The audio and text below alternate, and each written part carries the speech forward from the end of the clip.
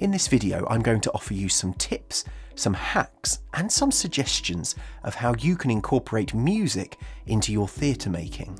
I've always loved music and soundtracks, but I don't have any formal training in sound design or composition. I've been very kindly taught some basic things about QLab, and the rest I've discovered through online tutorials, YouTube videos, and trial and error. Using music and QLab is incredibly simple once you get your head round it, and the improvement that it will make to your work is immense. So, in the last 10 years, music and underscore has been used increasingly throughout all TV and film work. The majority of any film or TV show will have music underscoring the action for the majority of the runtime. In recent years, theatre is catching up and increasingly using sound to enhance and invigorate live storytelling. Here are some music and underscore ideas that you can use when making theatre to bring it to life. What is a texture? I use the word texture often when describing a type of underscore. This suggests a sound that plays underneath a scene like a little bed of sound. It will be in key, so it won't be pure noise like this, but instead it will be a musical note or chord that sounds suppressed and steady, long in duration, and maybe slowly evolving, like this. Other words for this type of sound are ambient music, an ambience, a soundscape, or a drone. I love using textures and music underneath scenes in plays because I believe it always lifts, energizes, and brings a new layer or dimension to the work. Why use underscore? I think that effective underscore will always make a scene better. In real life, there is never complete silence. There is always sound, however faint. Sometimes in theatre, we feel it's necessary for total silence, when actually some noise, some sound or underscore will make the work much more alive. Silence can be powerful, but using underscore or music can be more powerful. Where do I get this type of music? There are many artists that make music that works really well as underscore in theatre. Here are a few artists to get you started. Pan American, Sealer, Biosphere, The Site Below, Goldman, Low Skill, 36, and Niels Fram. These artists all make ambient or subtle electronic music. Go on Spotify or your preferred streaming service and listen to their work on there. Definitely look at the similar artists sections too, because they're incredibly helpful and inspiring at giving you other artists that have a similar sound. Then compile a list of tracks that suit your play. How do I use these tracks? These tracks will often have a mood or flavour to them. Maybe it's sad, tense, reflective, ominous, or hopeful. After you've made a playlist of tracks, start testing them out by playing them out loud underneath scenes or moments in rehearsal. Don't play the music too loud. It needs to be loud enough so the audience can receive it, but not so loud that it consumes the text. It should support the work, not distract from it. Discover which tracks work well and help add atmosphere, tension, or energy. Now create a final playlist of tracks that you want to use in your piece. Buying and downloading the files. To use the tracks in performance, you'll need to buy them, so you have them on your computer and you can play them in QLab.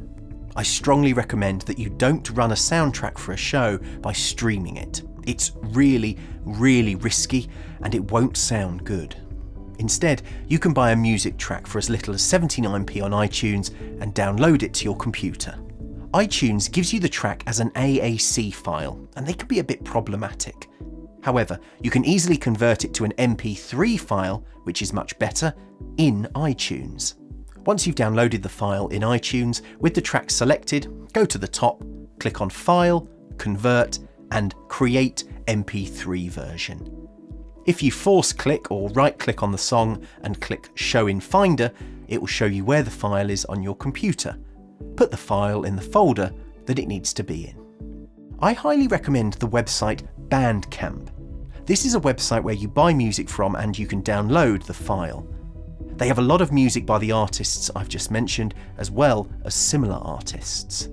On Bandcamp you can often buy and download a whole album for £7, or buy an individual track for £1. What's great with Bandcamp is that you can download a file in the highest possible quality, either a WAV, an AIFF, or a FLAC file. These are the highest quality audio files, so the music will sound much, much better. Amazon Music also sells music tracks for 99p each. Make sure you click on buy and download rather than stream. I believe it's really important that you support music artists by paying for their music. Think of it like this. If you buy 10 tracks for your piece of theatre, that's just £10. Shared between 5 of you, that's less than the cost of a cup of coffee each. This is for a full, high quality, 10-track soundtrack for your piece, which costs less than 3 coffees from Starbucks. By doing this, you will help the artists continue to make music, and you will have the best quality audio files to use in your piece. It's win-win. Music in scene changes. Another key use of music is to use it to energise scene changes.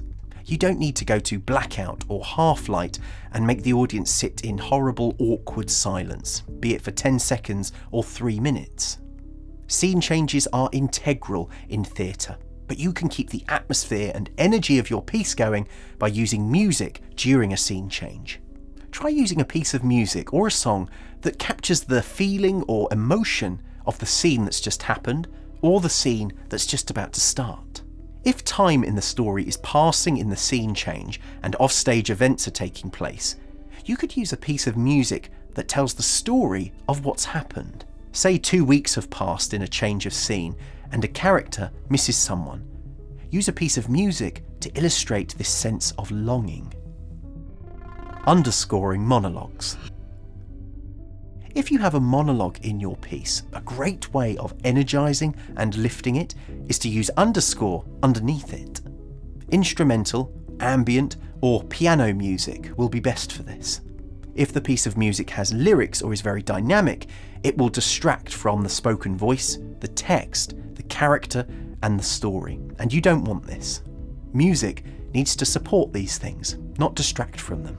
That's what film music does perfectly, and that's what effective underscore does in theatre too. Scores. As well as ambient music and textures, film, TV and computer game scores work excellently as underscore in theatre. I've made a playlist on Spotify for you, compiling 20 years or so of my extensive soundtrack knowledge. It's called Apex Soundtracks. There's over 100 tracks of great music that you could use in your piece. Some of the music feels emotional or reflective. Some of it is ominous or tense. Some of it gives energy and momentum. Some of it feels fun and cheeky. Listen to all the tracks and find the ones that you like. If you like a particular composer's work, check out their other film scores. Chances are they'll have other pieces of music that you could use. Also, think about the genre of your piece and look at films with a similar genre. Is it set in a war? Then check out these soundtracks. Is it a contemporary drama? Listen to these. Is it a superhero story? Then these may work perfectly. Finally, if you're not sure how to use QLab, make sure that you check out the other videos on how to put music tracks into QLab and apply things like fades and reverb tails. These things will make your music sound much slicker, cleaner, and more professional.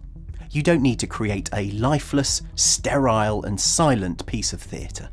By using these really simple music tools, you can create an accomplished, polished, and dynamic piece of theatre. I believe music will always make theatre better. So, start using underscore, ambient music, and textures so you can elevate and advance your work. Good luck. Thanks for watching. If this video helped you, please give it a like. Do check out these other videos and subscribe. And if you want to support what I do and the channel, you can click on the link in the video description. All the best.